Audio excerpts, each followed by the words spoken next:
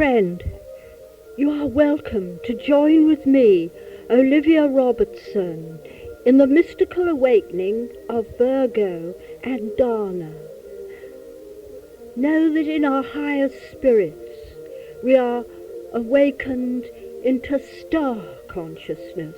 We at the moment are in planetary consciousness. Now we awaken the higher head centers to be aware of the spiritual stars. Have a glass of water by you to drink when you return from semi-trance. Please keep your consciousness and don't go right out into traffic for half an hour. Come with me to the land of Era, a beautiful island set in the sea, the waters of the Atlantic Ocean washing its western coast. And we are aware that over the western ocean is the mythic land of Atlantis, from which much of our spiritual teachings emanate from: Egypt, Era, and the Americas. At the moment, we wish to join a ceremony at Clonegall Castle, southeastern Ireland. It is most beautiful because it is evening at the time of Virgo, of Lunacy, and beautiful golden light and long, long shadows betoken the mystic time of 6 o'clock. We see an ancient castle set amidst a circle of hills and the violet-blue Mount Leinster range. Many, many trees are here. Between the fork of the Macha, the crow's foot of the Morrigan, the mother goddess, and this matriarchal centre of the Tuatha De Danann power centre is upon the tributary, the Derry, grove of oak, of the river Slaney, Sláinte. By the ancient castle is a ruined abbey, temple of the goddess Dana. It is so lovely because it is filled with late roses in bloom, and the fuchsia of Ireland of the west, and many wild plants and bushes, and a sacred thorn tree of the fairies outside it. We see a company assembled. There are 2 priests in the insignia of ancient Ireland, priestly headdresses and saffron robes. Their priestly headdresses are made of bronze, and they wear blue and gold cloaks. The 2 priestesses wear the copper crowns of ancient era, white gowns and blue and gold cloaks. They hold wands, the priests hold staffs. The women companions wear copper circlets, the men orange headdresses. All wear blue and orange and gold cloaks, and they wear the Tara brooch. We look around and we see the 4 sacred treasures of the Tuatha De Danann. In the west we see a flowering rose bush, denoting the element of earth. In ancient Ireland, the west was associated with High Brazil, Atlantis, and therefore land. In the north, we see a mighty cauldron of water. Water was of the north because it was the place of the Hyperboreans, the great icy ocean. In the east is the element of air, denoted here by burning incense. And in the south is the sun, place of fire. No, there's no roof here. And there's a dolmen and a huge quartz stones. You know that quartz and granite hold energy, very strong fire energy. The first priest now stands forward, holding aloft his staff. Companions who seek the mystical awakening of Virgo and Dana, known as the gods and goddesses of Ireland, sons and daughters of the goddess Dana, journeyed to Ireland in ancient times.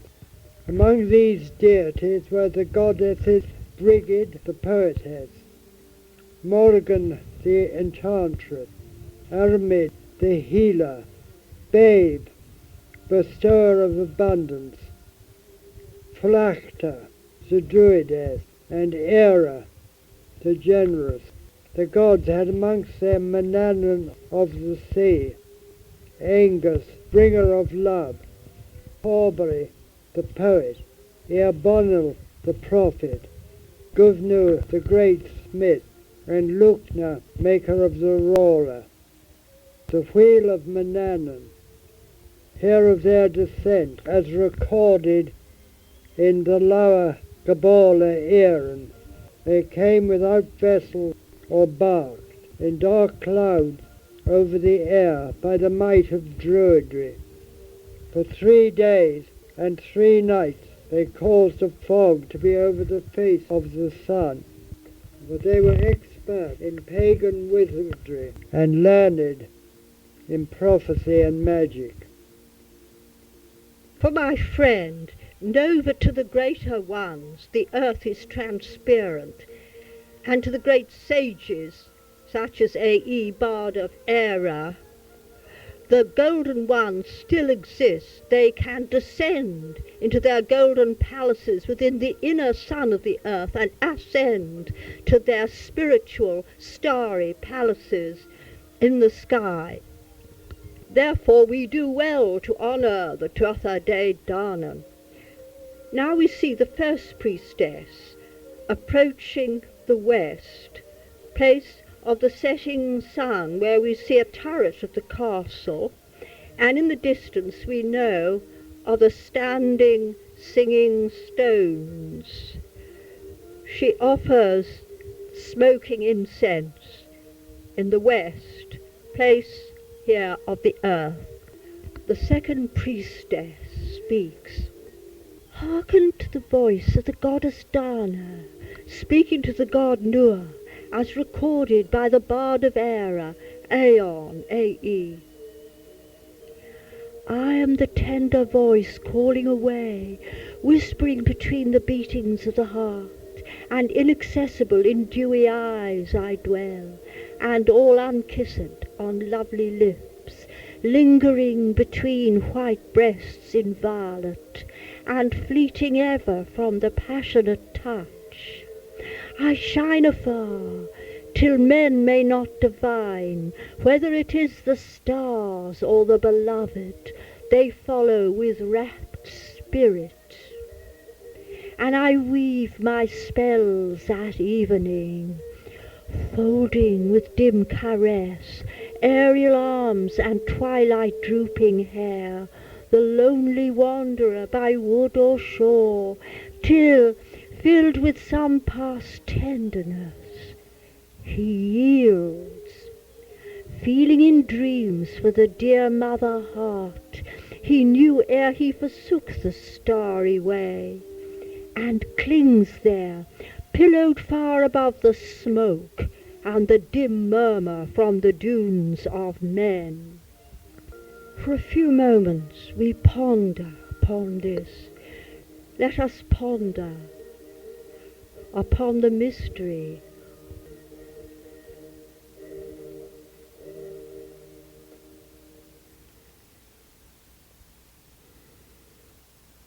Now the first priestess approaches the place of the north, and she pours a libation into the cauldron of plenty, of fertility.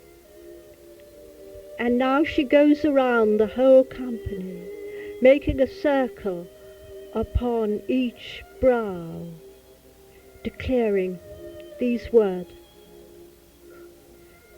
May true vision be with you. In the name of Mari of the mists, of Atlantis, sister of Manannan, of the oceans, hail to Mari and to Manannan of all oceans. Let us feel within ourselves now, friend, serene emotion, for only happiness, fertility, abundance, and spiritual riches come from cleansed emotion. Let our hearts be free of anger, greed, cruelty, jealousy, envy. These are nothing. They only come from the nothing. They are no more when we do not acknowledge them. We feel a heavenly peace within us. We feel no anger at anyone. We only pity those who despoil the earth. The true earth can never be despoiled, for still the deities reign in glory within the inner sun of the earth, and they reign from the stars of Pisces and all constellations. The first priest now approaches the east, place of spirituality, of the spear of destiny, the air. I offer incense to Lu of the long white arm, who in the eventime of life bringeth his autumn light to illumine Tir Nanog, land of youth. Some may visit the land while living on earth, as did Tig and his warriors. Lovely and fruitful is this land to which we have come, said Tig, and happy the man whose natural lot is to live in it. The smell of the scented, bright purple trees of their country was sufficient food for them. They went forward and found an orchard with lovely purple-crested apple trees and leafy oaks of beautiful colour, and hazels with yellow custard nuts. It is wonderful to me, my men, said Tig. I notice that it is winter with us in our land now, and it is summer here. Visualize now the land of Tir Nanog, of pure beauty, where joy abounds, because our hearts are pure and we are lifted up by spiritual light from the stars.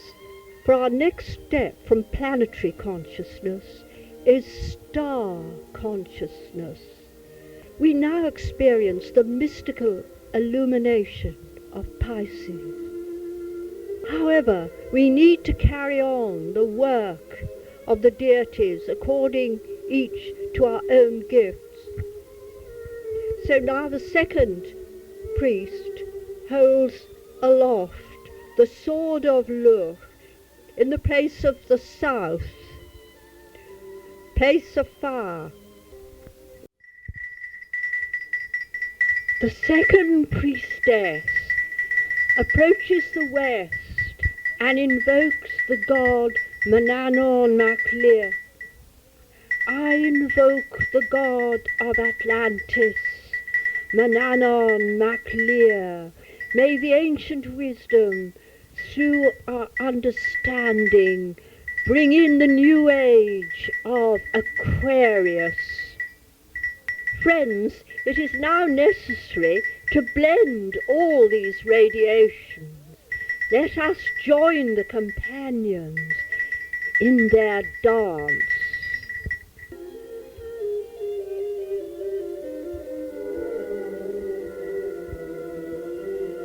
Now, as each companion feels the power. He or she turns outwards with arms raised in blessing to all. Do likewise.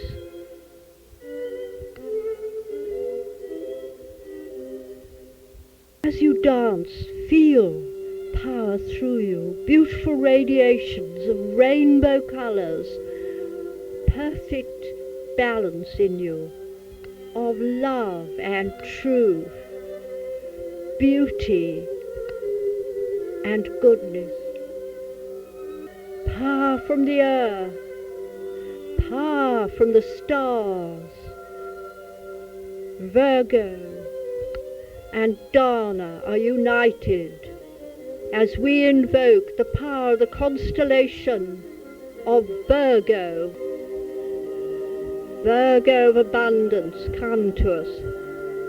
Virgo of purity, come to us. Virgo of love, come to us. Virgo, come through Dana. Come to any who give us this harmony, that we may give it to others.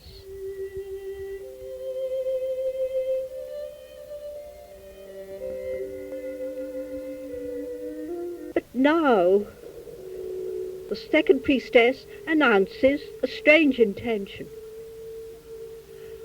Friends, we wish to reconcile the Gaelic tradition with that of the Americas, for both came from Atlantis.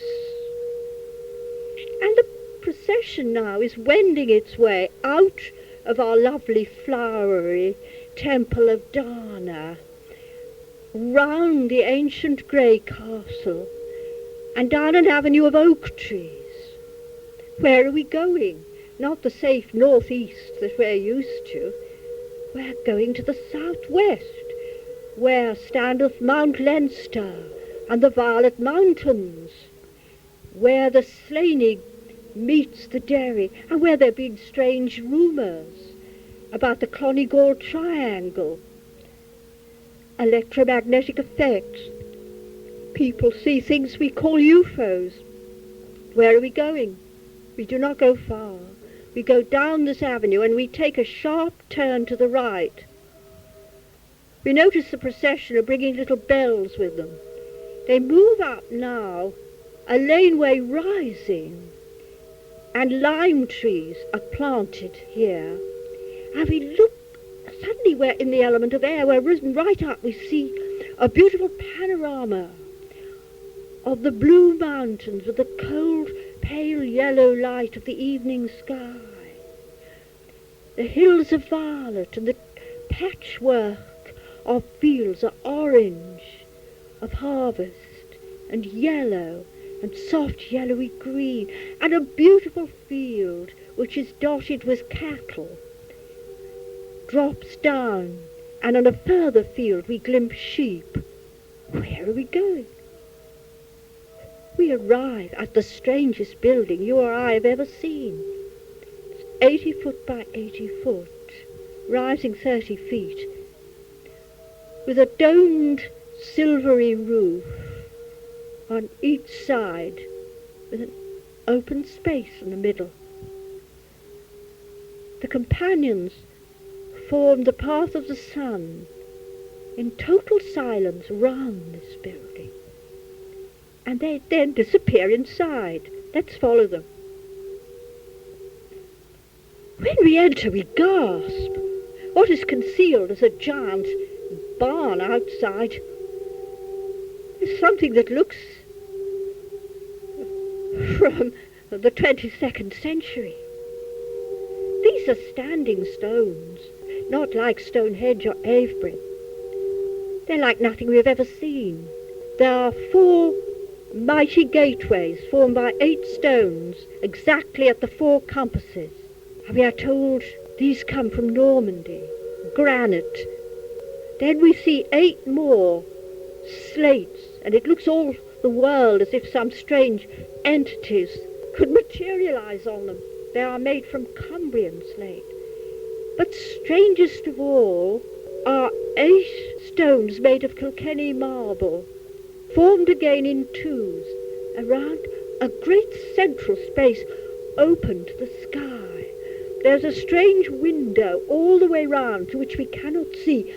It only lets forth orange and gold and pale green light, and this illumines the stones so that we see a silvery aura and green light around them.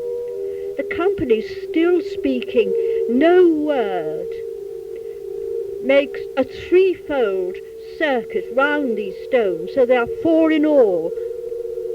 The fourfold spiral of Tiamat, the galactic dragon. And now they stand at the center, at the quarters, and they make the sign of the eight-pointed star, for we see that the energies will run through the stones in the form of the eight-pointed star of Ishtar, of Sirius, who is connected also with the constellation of the Virgin, Virgo, and that of Leo, the Androsphinx. Now we watch as all four quarters are honoured, the north with water, the east with incense, the south with a flame of fire from a flickering taper, the west, earth. Now we observe in the place of the south a small fire, which the priest in the place of fire has lighted, and each of companions, 6 of them, light torches. Now the companions, holding a burning torch, moves to a particular place to form a hexagram. That is a descending triangle representing the power of the stars, in this case Virgo, which is blending the past but rather static virtues of our own Pisces era and the coming vitalizing area of Aquarius. So that we're doing this star of balance, and one triangle represents the ancient wisdom of Atlantis and the other of the new wisdom coming in, 2 triangles forming the star of David. The 6 now put their torches in the form of a hexagram in the very center of the open part of this extraordinary temple of the singing stones, singing because they are heard etherically to make sounds of different resonances attuned to the various radiations which they give. First, the 6 companions lift up their arms in the form of the hexagram, lifting up the torches, then placing them down. Now all the company present join them in long lines, so there is a hexagram, but the new age needs now the 8-pointed star of Ishtar, which relates us to the stars. Therefore, they make the 8-pointed star, not statically, but in dynamic dance, radiating. Now, let's join in and make the dance of the 8-pointed star of the goddess of Sirius and Venus, Ishtar, dancing in harmony with the old star of David, the age of Pisces. We dance the new aeon in the name of Virgo and Dana and Maya, uniting 2 cultures, the Gaelic culture and the American culture. Dance. Dance. As we dance, we feel the radiations of the stones. In the center, they form a power grid, a static power grid. But as we dance, energies rush from the center between the stones, outwards to the world, as we send forth thoughts of harmony between all religions and all cultures, each different, each original, but each a part of the all, and each person and each creature and each atom is original, yet part of the cosmos.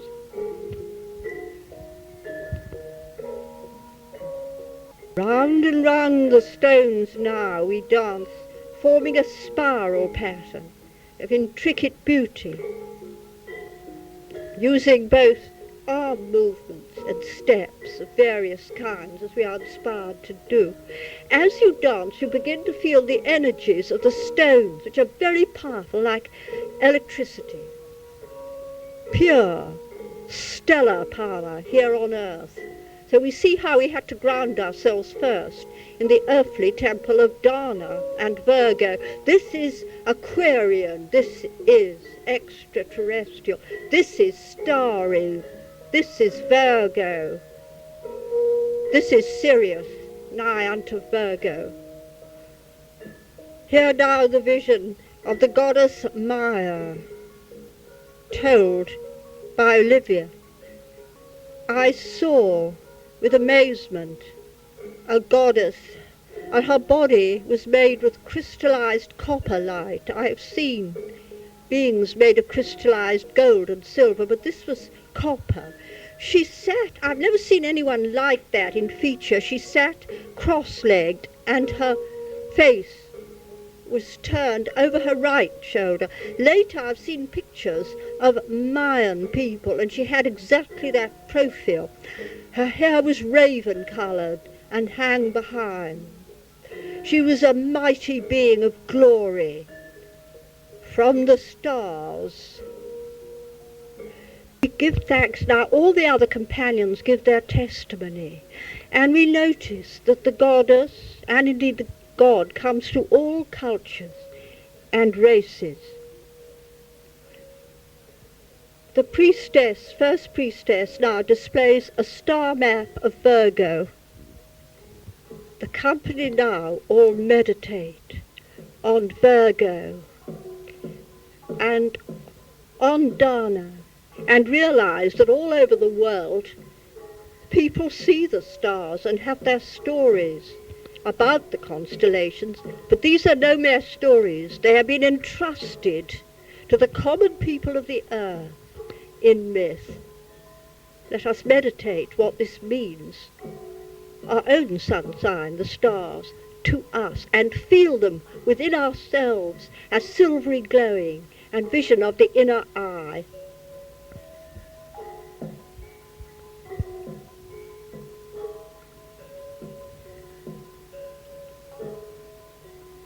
We are beginning to be a little withdrawn from this scene.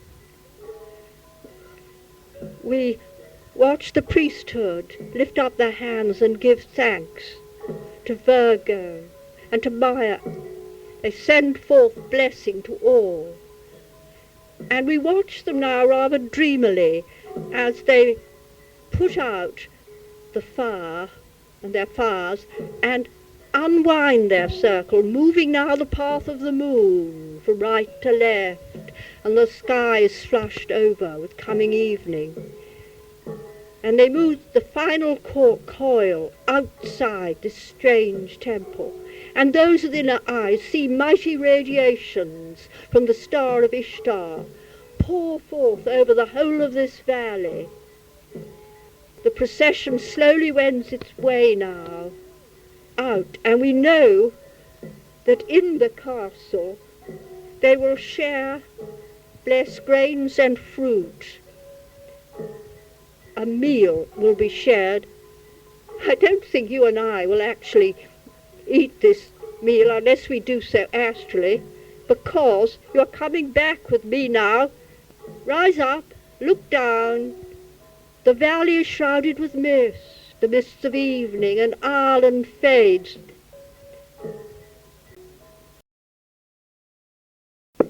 You are back indeed in your own time and place. Do get hold of the works of A.E., I used to know him, and also the Lagabal Aaron. I'll end with the blessings of the river of health, Slaney. Shlante.